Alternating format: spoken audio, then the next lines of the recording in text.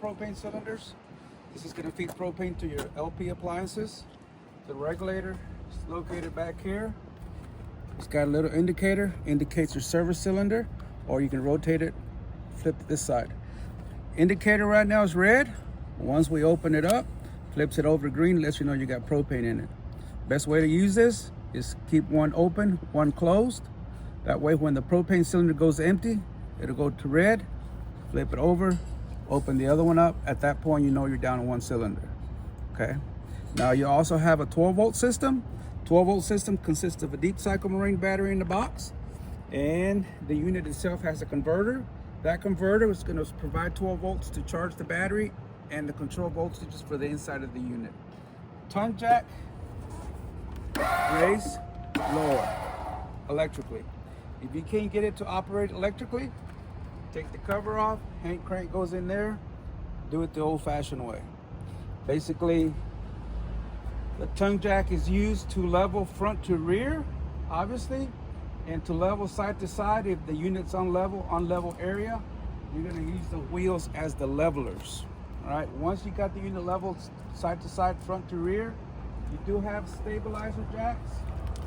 You got a switch to operate them. Basically, the landing gear or stabilizer jacks are going to be operated until they come down, hit the ground. Once they hit the ground, put a little bit of load on it, but do not overload them. They will bend. These are just to help stabilize the unit while it's in use. So we're going to keep running these down.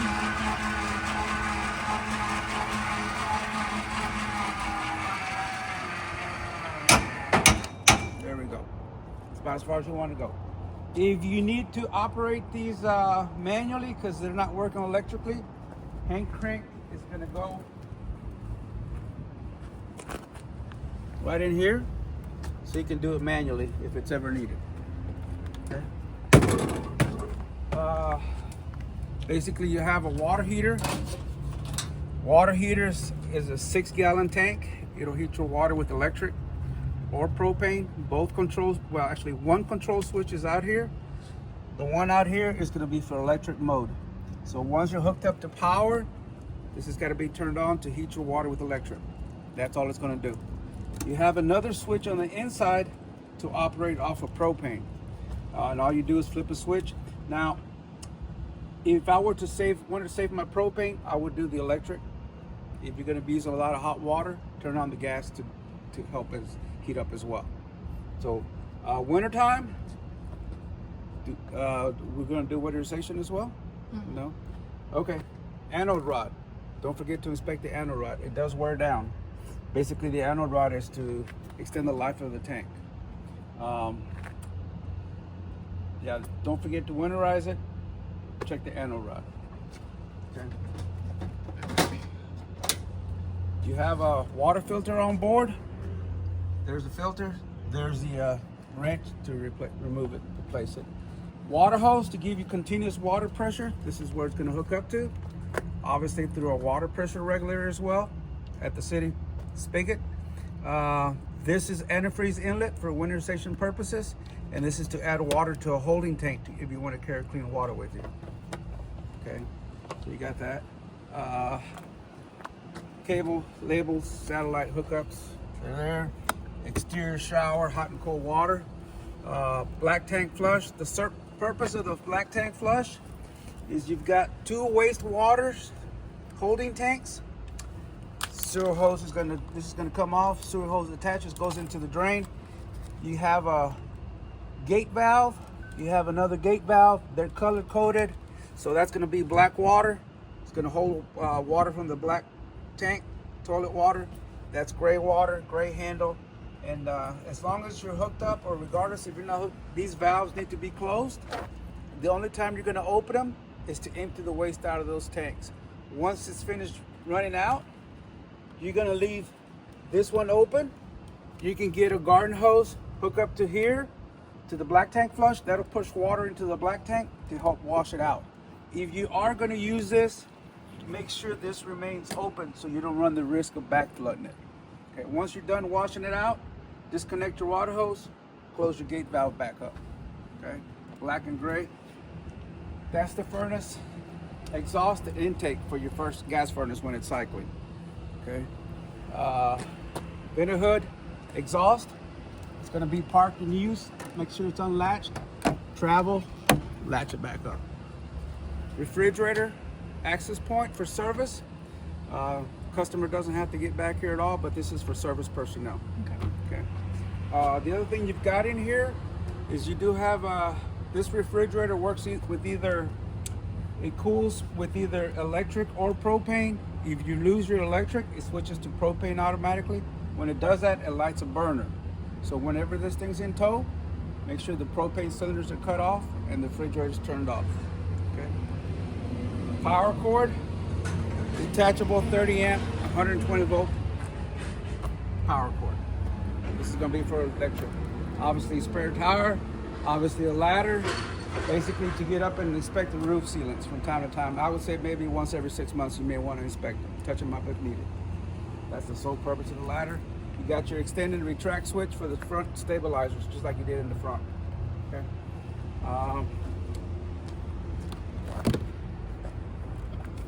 So what's in here?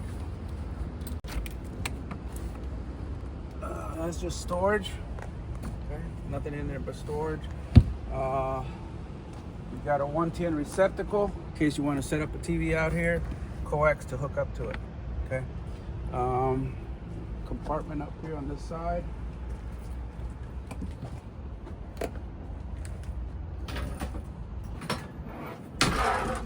Hand crank to operate the landing gear in case it's needed manually. Hand crank to operate the tongue jack if it's ever needed manually. Okay. Awning, porch light, steps. They just hold, push in, extend. Okay. You got your 120 volt circuit breakers, and you got your 12 volt feast panel. Anything that's 12 volt related. On this side, 120 volt circuit breakers here. The main is a 30 amp service breaker, because you don't want to overload it. You can overload it and trip it. So kind of manage what they're using as to not overload it. All right, and I'll give you a handout. That way you know what amp draws. Extend. You have a powered awning to extend. Thing with the awning, be careful. Too much wind will take it down. The other thing you can take it down is water. If it collects enough water under a rain, it'll collapse it under the weight of that water. So too much rain, too much wind, close it up. You got the controls here to extend and retract. This is also operated off a 12 volt system as well. Interior lighting, porch light, awning lights as well. We cycled that. This is going to be for your slide rooms. You got 3 slide rooms, 1, 2, and the faucet area in the bedroom. These are operated off this switch. This switch is also 12 volt operated. Now you also have a control to heat your water with propane. This is the switch for propane. Okay. If it fails to ignite on propane, the DSI fault light will ignite, and that'll let you know it's not working on propane. But this is to operate it with propane. Water pump. Basically, that's to draw water from the holding tank via your water pump. But if you're hooked up via the city water hose, you don't need that. Okay. And of course, to keep track of the water levels for the holding tanks when it's time to empty them, you got your battery status, which is full. Fresh water is about 2/3 full. Black water is empty, and then gray water is empty. So as the tanks are filling up, they're going to be lighting accordingly. So press the button from time to time, see where the water level is, so you don't overfill them. Once it gets to 2/3, good time to empty them. Okay, so that's to keep track. Thermostat to control your air conditioner and your furnace. Whether you want heat or cool, it's just like a regular home thermostat. Okay, cool, set your temperature. Microwave, standard 120 volt microwave. You gotta be plugged into power for it to operate. As far as the vent hood, you got a light and fan to exhaust to the outside. Okay. To turn on your burners, It's always a good idea to purge the system first. Open the cylinder, get a lighter, wait for it to ignite. Takes a little while for the system to purge. There it is. Once you get the system purged, open it up.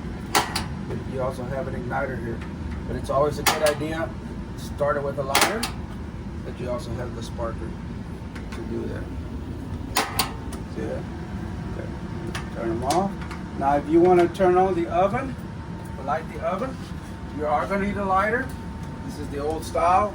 Get your thermostat knob for the oven, line it up to pilot, press in, get your lighter located at the pilot assembly.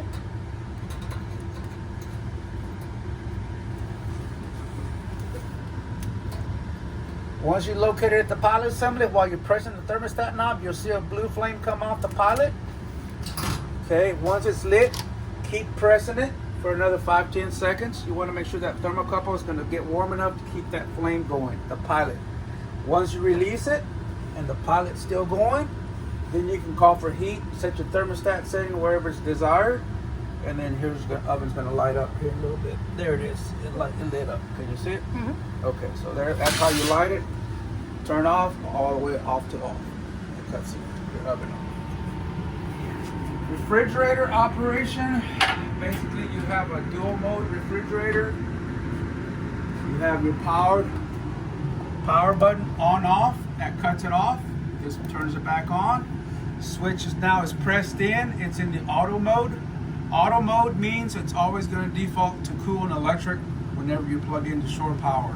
If there's no power because you're not plugged in the auto mode, no electric power, it'll switch over to propane.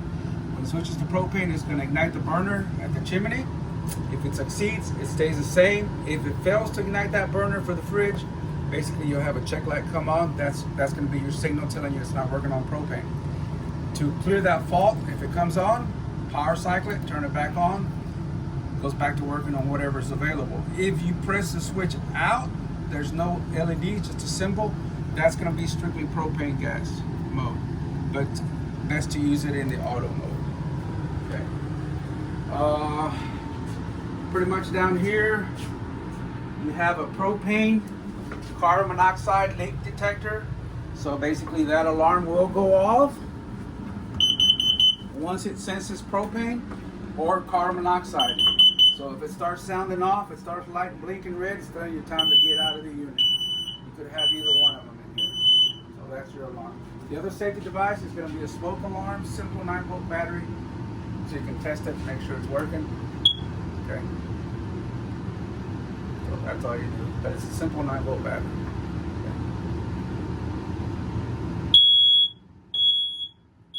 The other safety device is you got a fire extinguisher by the door. You do have an exhaust here, fan. Pull the lid counterclockwise to raise the lid, and then you do have your fan speed to exhaust. All right. Fan speed turns it off. Clockwise to bring it down. There you go. It's closed. Okay. Toilet. Let me go ahead and turn the water pump on. We need water pressure. Basically, to use the toilet, you want to step on the foot pedal just slightly, just enough to allow water into the bowl. You want to build up your water so nothing's going to stick to that bowl. Once you're ready to flush, then you step on the foot pedal all the way to flush away the water and the waste. Okay. Now, before you start using the system here, you want to cycle at least 1 to 2, 3 gallons of water into the tank. You want that tank to be wet, so nothing's going to stick to the bottom of that waste tank. So allow water to build up to the top of the bowl here. Flush it once, do it 2 or 3 times. That's enough water. Put in your enzymes through here into the tank. Those enzymes is to help with the breakdown of the waste, and the tissue paper if it's going to go in here.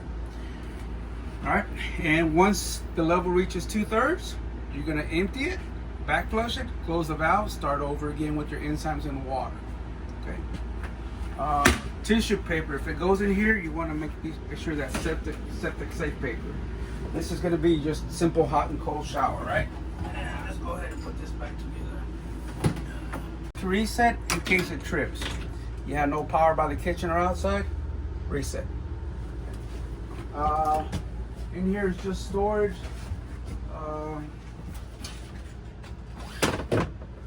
Windows, storage under here, right? Storage closet, storage. The lights, they're individually controlled up here. Okay, same thing over there, same thing over there. Okay, so we go back. So we went over this, hot and cold water. And right in here. Okay. Perfect. What else?